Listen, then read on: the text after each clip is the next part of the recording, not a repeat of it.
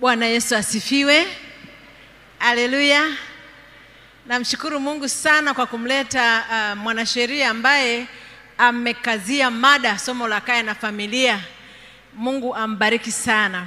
Jana tulikuwa na somo zuri pia ambalo lilitusaidia kuelewa mambo kadha wa kadha kuhusiana na familia, lakini leo tutazungumzia juu ya athari za unyanyasaji wa kijinsia kwa vijana na watoto. Tunaishi katika ulimwengu mgumu, ulimwengu ambao mambo yake hayako kama tulivyokuwa tukizoea. Watoto tunaweza tukaweka mikononi mwa wanadamu tunaowaamini, kumbe tumewapatia wanyama, wale wanyama wakali wanaorarua. Sasa tutaangalia baadhi ya mambo ya kuzingatia kabla tujaenda katika somo hili, kwamba watoto ni zawadi kutoka kwa Mungu kwa wanadamu, kama ilivyoandikwa katika kitabu cha Zaburi 127 fungu la 3. Nimekuwa nikikazia hili jambo ili tuelewe ni kwa uzito kiasi gani hii zawadi tuliopewa. Mungu ametuthamini kwa namna gani. Ukiwa una watoto unaweza usielewe uzoefu anaopitia mtu ambaye hana mtoto. Na kwa hiyo watoto tunaopewa, Mungu anawaleta wakiwategemea wanadamu 100%, hasa wazazi, ili kutimiza mahitaji yao ya msingi kabisa. Wanadamu tofauti na wanyama. Wanyama wanajitegemea mapema. Mnyama anazaliwa siku hiyo hiyo, anatembea. Muone ng'ombe, anaenda kunyonya mwenyewe, anasimama kwa miguu yake, anatembea. Lakini mwanadamu anaweza achukue hadi mwaka hajakanyaga chini kutembea. Mwanadamu ni tegemezi, na kwa hiyo anahitaji matunzo 100% kutoka kwa mzazi. Mwanadamu bila mzazi hawezi kuishi, hawezi kabisa, au bila mtu atakayemlea. Kwa hiyo mazingira mazuri ya malezi ni ya muhimu sana ili mtoto yoyote aweze kuendelea vizuri. Na kuna mambo mengi ambayo si mazuri yanayowapata watoto wetu wanapoendelea kukua duniani, au vijana wanapoendelea kukua hapa duniani, na mojawapo ni unyanyasaji wa kijinsia. Kadri miaka inavyoendelea, unyanyasaji wa kijinsia umekuwa ni tatizo kubwa sana sana sana. Na wanasema hivi kwamba kati ya watoto wa kike 4, mmoja ananyanyaswa kijinsia, na kati ya watoto 6 wa kiume, basi mmoja ananyanyaswa kijinsia. Unaona hizo takwimu zilivyo mbaya, na hizi ni takwimu za ulimwengu. Nitamani ningepata takwimu za hapa nchini Tanzania, huenda napo ingetufumbua macho, lakini sikupata. Na anasema hivi, watoto wengi wanaopata unyanyasaji wa kijinsia, wanaosemwa kwamba huyu amenyanyaswa kijinsia, ni ile kabla ya kufikisha miaka 18, ambapo anaweza kufanya maamuzi yake mwenyewe. Tunapozungumzia unyanyasaji wa kijinsia kwa mtoto, ni kwa yule ambaye hajafikia umri wa miaka 18 kulingana na definition ya dunia. Lakini kiukweli hakuna yoyote anayefaa kunyanyaswa. Na hapa mtu ananyanyaswa namna gani? Ni anaposhughulishwa katika shughuli za ngono au zinazopendekeza ngono, na kinyume cha sheria, kinyume na makubaliano ya mtoto mwenyewe, au kinyume na kuelewa kwa mtoto, kwa sababu mtoto bado anaendelea kukua na haelewi vizuri, na kwa hivyo hawezi kutoa kibali.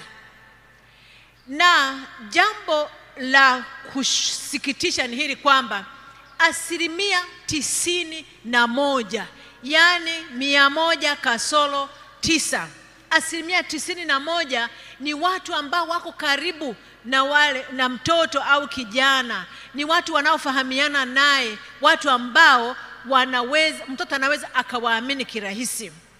Sasa tutaangalia dalili zinazoweza kusaidia wewe kama mzazi kutambua kwamba huyu mtoto amenyanyasika kijinsia, au huyu kijana huenda kuna uwezekano kwamba yuko ananyanyasika kijinsia, ni mambo gani uyaangalie kimwili, uyaangalie kihisia, uyaangalie kiroho, uangalie hata kitabia, uone kwamba mtoto huyu ni kitu gani kinaweza kuwa kiashiria. Na napenda wewe mzazi ambaye una mtoto unisikilize vizuri kwa makini. Kwanza napenda kuambia kwamba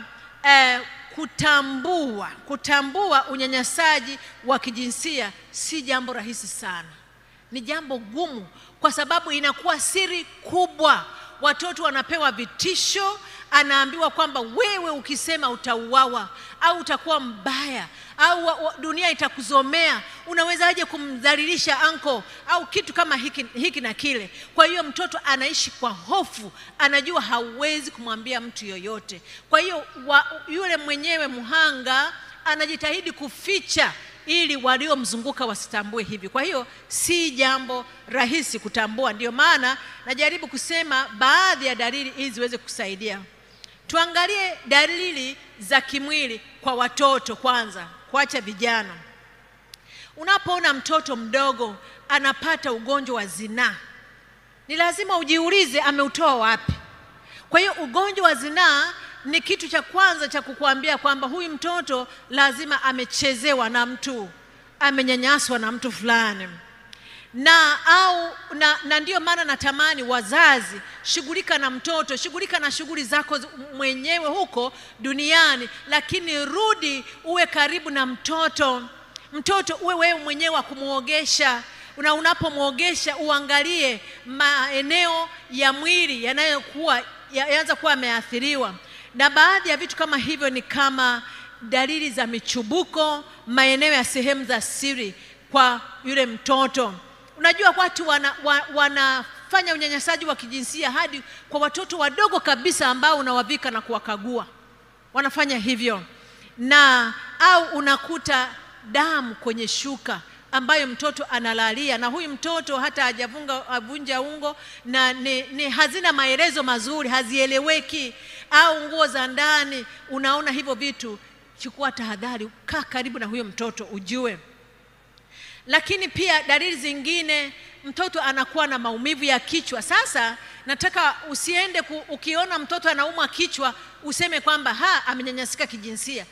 Kichwa kinaleta habari ya mambo mengi. Inaweza kuwa ni malaria, inaweza kuwa ni mafua, inaweza kuwa ni ugonjwa mwingine, lakini hii inaweza kuwa pia dalili ya mtoto kuwa na shida hiyo kwa sababu ameathirika kisaikolojia au vitu kama hivyo. Au maumivu ya tumbo yasiyo na maelezo mazuri, au mtoto ameshaacha kukojoa kitandani au kujisaidia haja ndogo kitandani, halafu anaanza tena. Unajiuliza kwamba nini kimetokea? Fuatilia kwa karibu. Au wakati mtoto anajisaidia anahangaika, anapata maumivu. Inaweza isiwe rahisi kugundua hivi vitu. Ni lazima uwe mzazi aliye karibu sana na watoto na kuelewa vizuri mabadiliko yanayoweza kutokea ndani ya mtoto. Lakini unakuta mtoto anapoteza hamu ya chakula, anapoteza uzito. Hivyo zote ni vitu ambavyo vinaweza kuwa viashiria, ufuatilie. Hata kama sio unyanyasaji wa kijinsia, bado hizo dalili zinakupatia zinakufanya uweze kumsaidia mtoto mahali anapohitaji msaada. Lakini unakuta mtoto ni mdogo, halafu anazielewa vizuri mada za ngono na anazizungumzia sana. Ni kweli watoto siku hizi, hasa wale walioanza shule, wanafundishwa vitu vingi ambavyo sisi hatukufundishwa tukiwa wadogo. Lakini unaona mtoto ndio mazungumzo anayoyaweka. Jiulize, weka swali. Halafu au mtoto anakuwa na usiri na ukimya usio wa kawaida. Alikuwa mchangamfu, unaanza kuona mtoto anazubaa, ni lazima kuna tatizo fulani linamsumbua. Au mtoto ukimwacha na mtu fulani, maana katika familia kuna akina anko, kuna wale wakata nyasi kwa ajili ya ng'ombe, kuna ndugu wanaofika hapa. Wakati mwingine wazazi wenyewe, wapo wazazi wa kiume wanaonyanyasa kijinsia watoto wao wa kike au watoto wa kiume, vitu kama hivyo. Kwa hiyo mtoto anakataa kukaa peke yake. Unapomwacha na mtu mzima fulani, anaogopa, na ukimuuliza hana maelezo ya kutosha. Basi ukiwa na hili, kama halikuwa tabia yake, basi tambua jambo fulani huenda linaendelea katika maisha ya yule mtoto. Tuangalie mabadiliko katika tabia ya mtoto. Mtoto anaanza kurudia tabia za zamani kama nilivyozungumza. Anaanza kujisaidia kwenye nguo au kitandani, au anaanza kunyonya kidole na alishaacha. Basi hizo zikupatie maswali kichwani. Au anakuwa mtii kupita kiasi. Unajua kutii ni kitu kizuri, lakini ukiona mtoto yani unajua watoto lazima aonyeshe hali fulani hata ya kupenda michezo na mambo mengine, lakini unaona mtoto utii wake umepitiliza, jiulize, huenda amenyenyekezwa sana, au anakuwa na tabia za kihuni zisizofaa katika umri wake. Mavazi yanabadilika, tabia za kihuni, nafikiri mnanielewa Watanzania pia. Au anakuwa peke yake muda mrefu, anajitenga, anakaa chumbani, watoto wengine wako wanacheza, hataki kucheza nao. Au wakati anataka kuoga anajificha, anajaribu kutovua nguo mbele hata ya mzazi wake, mama, baba, anaogopa. Basi ujue labda kuna jambo. Hizo ni kitabia. Lakini pia katika tabia tuangalie kwa vijana. Labda nataka niseme kwa vijana, hizo tulizozungumza zilikuwa hasa kwa watoto, lakini kuna vijana wale ambao hawajafika umri wa miaka 18 lakini wakubwa, hao pia wananyanyasika kijinsia, wa kike na wa kiume siku hizi. Na mtoto anaanza kutojali usafi wa mwili. Na unajua wale watoto wa umri wa kupevuka wanajipenda, wanapenda kuonekana nadhifu na watanashati. Mtoto anaamua hajipendi, au anaanza kujiingiza katika vitendo vya ulevi, madawa ya kulevya, pombe na sigara na vitu kama hivyo, mabangi. Ni kweli watoto wanaweza kufanya hivyo vitu kwa sababu zingine, lakini hii pia inaweza kuwa sababu mojawapo, kwa sababu anataka kutuuliza mawazo kwa yale anayoyapitia na hawezi kumwambia mtu yoyote. Mtoto pia anaweza kuwa na hasira, anapenda uchokozi, kwa sababu zile hasira alizozipata kwa yule mtu mzima ambaye hawezi kumshughulikia, anazihamishia kwa wale anaowaweza. Na mtoto anaweza akajaribu, yule kijana anaweza kujaribu katika akili yake ya ujana kujaribu kujiepusha. Anafikiri kwamba ngoja nionekane mbaya, nisipendeze, ili kusudi hata nisivutie mtu kwa ajili ya unyanyasaji wa kijinsia. Kwa hiyo anavaa manguo makubwa, mamisweta, au unasema huyu mtoto mbona anavaa hivi? Kumbe anataka aonekane mbaya. Lakini hebu tuangalie dalili za kihisia. Hizo zilikuwa ni dalili za kitabia kwa vijana. Unakuta mtoto au kijana anapungua kujiamini, hajikubali, hata ungemwambia vipi anaona kama si kweli. Ni kwa sababu ameona kama kweli ningekuwa napendeza, ningekuwa mtu wa maana, mimi kwa nini nionewe hivi? Anaanza kuwa na wasiwasi na woga kupita kiasi, anaogopa kulala mwenyewe chumbani, taa zikizimwa anaogopa, au kutopenda shule, anaanza kufanya vibaya madarasani, hataki shughuli, hataki marafiki, anataka kuwa peke yake. Au watoto wadogo au vijana wanaweza kuwa na ndoto mbaya usiku. Unaona anaruka kitandani, anapiga kelele. Ni kwa sababu ubongo unamletea habari za uzoefu aliyoupata wakati fulani mchana au mahali fulani. Sasa tuangalie pia kwa vijana, wanaweza wakapungua uzito kwa namna isiyo ya kawaida, wakaanza kuwa na ulaji mbaya, michubuko mwilini isiyo na maelezo kama kwa watoto pia, magonjwa ya zinaa na maambukizi, na dalili za sonona, wasiwasi na hofu. Hasa vijana hawa wengine nakuta anajiua, anataka kuondoa uhai kwa sababu anaona sifai, siwezi kuishi mahali popote. Au nao pia wanashuka kitaaluma, wanaweza kuwa na tabia za kihuni na matumizi ya ulevi. Hebu tuangalie kiroho. Kiroho vijana na watoto wanaweza wakaathirikaje? Kiroho, hebu jua kwamba unyanyasaji huu wa kijinsia unafanyika ndani ya familia, na unapofanyika ndani ya familia basi, au kwa watu ambao mtoto anawaamini kama mwalimu wa watoto, mahali ni kanisani, ni msikitini, ni shuleni, basi ni mtu ambaye anamwamini, anasema kama kweli Mungu ananipenda, kwa nini anaweza kuniweka mahali kama hapa? Au kama kweli mimi ni mtoto wa Mungu, Mungu huu mwenye upendo, anawezaje kuruhusu unyanyasaji ufanyike kwangu na asiweze kuniokoa? Kwa hiyo anaweza asiwe na hali yake ya mahusiano na Mungu ikashuka kwa sababu ya vitendo anavyofanyiwa. Na wakati mwingine, unajua shetani ni mbaya, anatumia hiyo fursa kuwajazia hatia watoto. Maana hata wale wenyewe wanyanyasaji wa kijinsia kuna wakati wanamwambia ni makosa yako, wewe ndio umesababisha vitu kama hivyo. Na nataka niwaambie hili neno, nalisema kwa huzuni tu, kwamba wapo hata viongozi wa dini wanaofanya vitendo hivyo vya kikatili. Viongozi wa dini zote wapo wanafanya hivyo. Na kwa sababu hiyo katika makanisa, iwe ni msikitini, iwe ni mashuleni, iwe mahali pengine, inapendekezwa kwamba wale viongozi usiwaamini 100%, maana ni wanadamu. Kuwe na udhibiti, kuwe na namna ya kuangalia kwamba ni nani anakaa na hao watoto, na wakati mwingine ni lazima kusaini, kuapishwa kwamba utawalinda watoto. Maana walimu wa watoto, hasa viongozi wa dini makanisani na misikitini na mahali pengine, wanachukua ile fursa ya watoto kuwaamini. Unajua watoto wanapopenda walimu, mwalimu akija anamkimbilia, anamkumbatia, mwalimu akija anakwenda anampokea, basi ile hali yake ya kufanya hivyo, yule mnyanyasaji anatumia hiyo fursa kumharibia mtoto.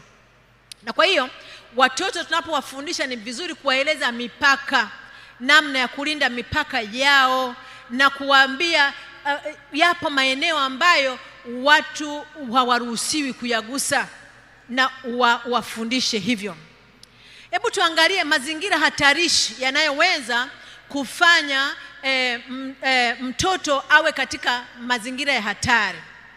Hawa wakatili na wanyanyasaji wa kijinsia wengi wanapenda kuwaonea watoto wanaoishi katika hali ya umaskini. Anaweza akampa vitu au akamwambia nitakusaidia hiki na hiki, na yeye hajakiona nyumbani. Mtoto anapokea, anafikiri ni upendo, kumbe ni mtego wa kumnasa yule mtoto. Au watoto unaweza kukuta kwamba watoto wanaoshuhudia vitendo vya ukatili mahali wanapolia, anaangukia kwenye mikono ya katili mwingine tena. Watoto wengine, wanyanyasaji wengine wanatafuta watoto watulivu, wasio na makelele, watoto wenye shida, wenye upweke, labda ni mtoto wa mzazi pekee au ni yatima. Anasema mimi nitakusaidia, na mtoto kwa sababu labda ana haja ya kuwa na baba, anakwenda mzima kwa huyu mtu, kumbe anamharibia katika ile akili yake changa. Na najua unaweza kuwepo, wewe ni mzazi pekee, labda umeachika au umefiwa, wewe ni mjane. Basi katika ile hali yako, jaribu kumweleza mtoto kwamba wewe unampenda, mtoto ni wa thamani, na hata kama hana vitu vyote walivyo navyo watu wengine, asidanganyike, kwa sababu Mungu yupo anampenda na anaweza kumpa. Wafundishe watoto hilo jambo. Na wanyanyasaji hao wanachokifanya mara nyingi, wanakuja kwenye familia na kujenga mahusiano ambayo watoto wanaona wazazi mbona wanawaamini na wao wanawaamini. Wanajenga mahusiano kwanza, halafu wanatumia nafasi hiyo. Kwa hiyo nini ufanye wewe kama mzazi? jihusishe na maisha ya mtoto wako kila siku. Jua marafiki zake ni akina nani shuleni. Tambua mahusiano yaliyopo kati ya mtoto na mwalimu wa kanisani, wa shuleni, mwalimu wa vijana. Ujue ni nani na ujue mahusiano yakoje. Uyachunguze. Ikiwezekana mama, jihusishe, au baba, jihusishe na mazingira yale mtoto anapojifunzia. Lakini chagua walezi wanaokusudia kuwa waangalifu. Ndicho ninachokizungumza, kwamba usichague tu eti ni baraza la kanisa wamechagua viongozi. Angalia, pitia vizuri, watoto wetu hawa ni wa thamani mbele zetu na mbele za Mungu zaidi. Ukisikia kwa mfano kwenye television au ukisikia habari zinazohusiana na mada hizi, mada zinazohusiana na mambo ya jinsi, ujinsia, zinazohusu ukatili, tumia fursa hiyo kuambia watoto, kuongea nao ili wafungue moyo wao kwako, na mhakikishie mtoto kwamba upo kwa ajili yake na anaweza kukuamini na uko tayari, awe tayari kuzungumza jambo lolote, asikufiche na hutamhukumu. Mtoto ajue kwamba ni salama kukushirikisha. Lakini pia umwambie kwamba ukipatwa na tatizo lolote, mtu asikudanganye. Wewe niambie, hakuna kitakacho kudhuru. Mwambie mtoto, mkazanie. Na umwambie, ukiwa na mtoto hataki kusema, uliza kwa kutumia yale maswali ya jumla. Kwa mfano, badala ya kumuuliza kwamba rafiki yako ni nani, muulize, mwanangu, hivi una marafiki? Katika namna hiyo ni rahisi kusema. Lakini ukimuuliza rafiki yako ni nani, huenda anahisi unataka kulenga lile jambo lake la siri ambalo amelificha. Wakati mwingine watu wanaogopa kusema kama jambo limewatokea. Ukiona mtoto jambo limemtokea, pata msaada. Nilikuwa naangalia hata hapa Tanzania zipo yapo mashirika na ambayo yanasaidia kama mtoto amepata shida wataarifiwe ili waweze kusaidia. Usione hivyo katika kutafuta msaada, na wewe mzazi, wewe mstari wa mbele kuona kwamba ni nani weza akamsaidia huyu mtoto. Na shetani, unajua anachokifanya, anapenda kuwadhuru watoto wa Mungu. Anapenda watoto wetu wasikuwe katika mazingira ya furaha. Dhambi ya uzinzi ndiyo silaha yake kubwa. Anaianzia katika umri mdogo, anaupandikiza kwa watoto na anaenda hata kwa watu wazima hadi wazee. Uzinzi ameweka. Lakini Biblia inatuambia kabisa kwamba uzinzi ni dhambi. Tumeshazungumza kabisa kwamba mpango wa Mungu uliowekwa ndio sahihi, tunapaswa kufuatilia. Na nimemsikia kiongozi wetu wa mada ya sheria, profesa, amesema kwamba amesema tuangalie juu, tuangalie chini. Alisemaje? Kumbe hamkusikia, inabidi arudie tena. Alisema wanaume waangalie wapi? Chini, juu? Chini? Tulisema waangalie chini. Lakini alizungumza kabisa kwamba macho yako yasiranderande kila mahali kuangalia huku na huku, na wakati mwingine hivyo vitendo ndivyo vinavyoweza kusababisha watoto nao kuviiga. Tuangalie watoto wetu, tuzungumze nao tunapokuwa na wasiwasi kuhusu mambo mabaya yanayoweza kuwapata. Unajua mambo kama haya yakiwapata yanaweza kuwa chanzo cha kuvunja mahusiano yao na Mungu na kuwanyima nafasi kwa ajili ya uzima wa milele. Ni kweli, shilingi tuikimbize, maisha tuyakimbize, vyeo tuvikimbize, nafasi na heshima tuzitafute, lakini si kwa gharama ya watoto ambao Mungu ametupatia. Ni bora wache vitu vingine vyote, ni bora watoto wapate maisha ya kawaida, lakini wawe salama mikononi mwako na mikononi mwa Mungu. Na waombe sana watoto wako. Watoto wanaoombewa wana ulinzi mkubwa kwa Mungu. Mahali popote unapoachia, wanapoenda shuleni, wanapoenda kanisani, tangaza ulinzi kwa ajili yao kwa kuupokea kutoka kwa Mungu. Basi tuombe. Mungu wetu wa mbinguni, tunakushukuru sana kwa sababu umetukumbusha kwamba katika dunia hii kweli hatuko salama, kwa sababu mwovu ana mitego mingi kwa ajili yetu. Lakini asante kwa sababu umetuahidi ulinzi tunapokutegemea. Umesema watoto wetu watalelewa na wewe Bwana, na amani yao itakuwa kubwa. Timiza ahadi hii, na ikiwa kuna mtoto ameathirika, Bwana mlinde na umuokoe, katika jina lake Yesu, amen.